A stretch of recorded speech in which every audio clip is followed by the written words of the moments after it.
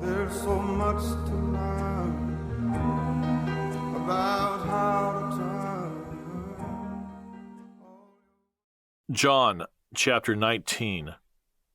So then Pilate took Jesus and scourged him, and the soldiers twisted a crown of thorns and put it on his head. And they put on him a purple robe. Then they said, "Hail, King of the Jews!" And they struck him with their hands. Pilate then went out again and said to them, "Behold, I am bringing him out to you, that you may know that I find no fault in him." Then Jesus came out, wearing the crown of thorns and the purple robe. And Pilate said to them, "Behold the man." Therefore, when the chief priests and officers saw him, they cried out, saying, "Crucify him, crucify him." Pilate said to them, "You take him and crucify him, for I find no fault in him." The Jews answered him, "We have a law, and according to our law, he ought to die, because he made himself the Son of God." Therefore, when Pilate heard that saying, he was the more afraid, and went again into the praetorium, and said to Jesus, "Where are you from?" But Jesus gave him no answer.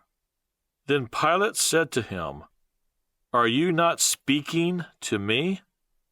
Do you not know that I have power to crucify you, and power to release you?" Jesus answered, "You could have no power at all against me, unless it had been given you from above. Therefore, the one who delivered me to you has the greater sin."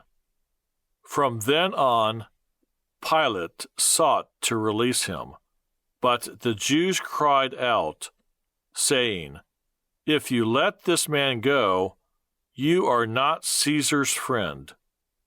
Whoever makes himself a king speaks against Caesar." When Pilate therefore heard that saying, he brought Jesus out and sat down in the judgment seat in a place that is called the Pavement, but in Hebrew, Gabbatha. Now it was the preparation day of the Passover, and about the 6th hour, and he said to the Jews, "Behold your king." But they cried out, "Away with him, away with him, crucify him." Pilate said to them, "Shall I crucify your king?" The chief priests answered, "We have no king but Caesar." Then he delivered him to them to be crucified. Then they took Jesus and led him away.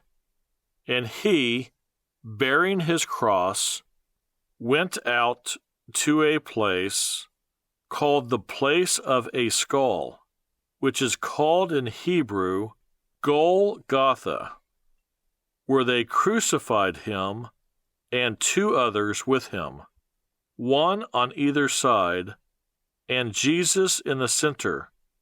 Now Pilate wrote a title and put it on the cross, and the writing was, "Jesus of Nazareth, the King of the Jews." Then many of the Jews read this title, for the place where Jesus was crucified was near the city, and it was written in Hebrew, Greek, and Latin. Therefore the chief priests of the Jews said to Pilate, do not write, the King of the Jews.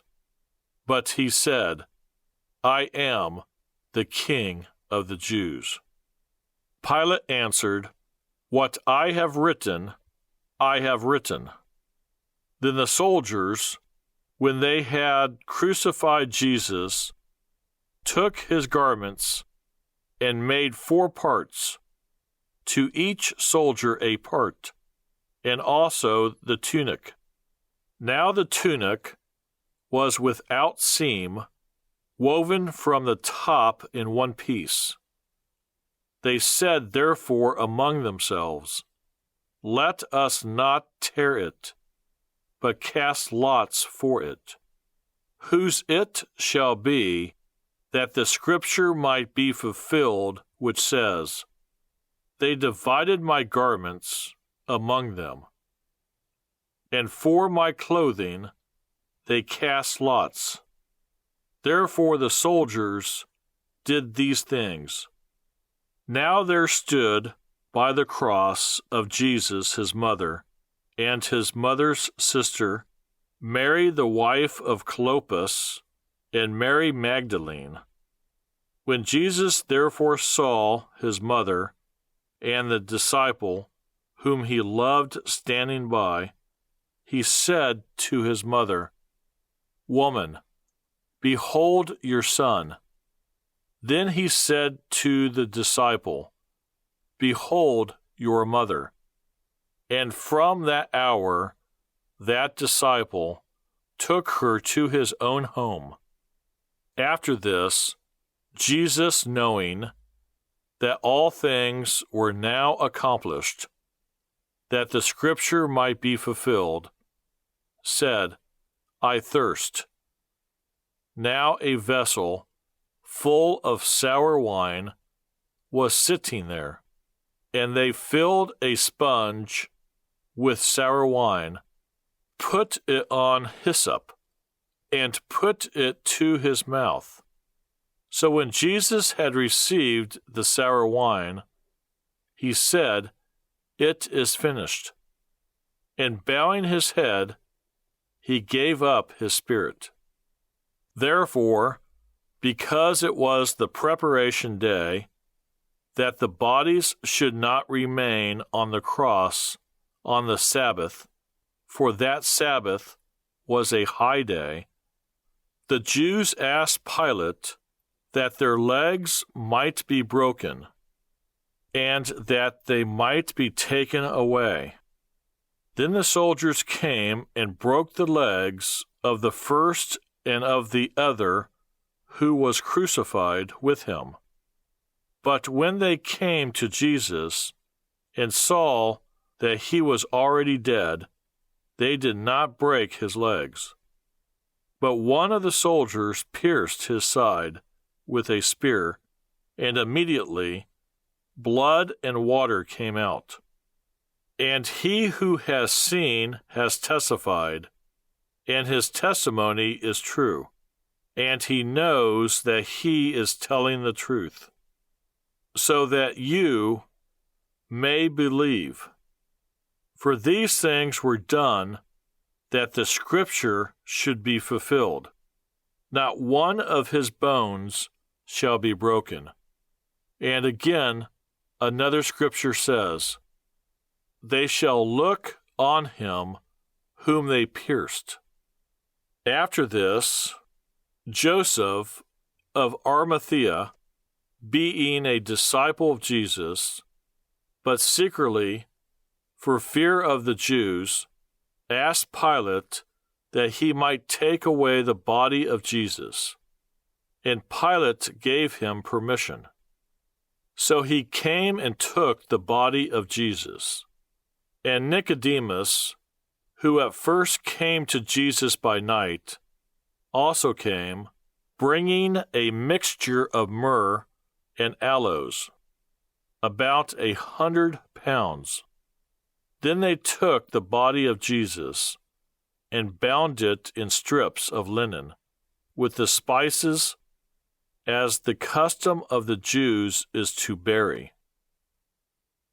Now in the place where he was crucified, there was a garden, and in the garden a new tomb in which no one had yet been laid.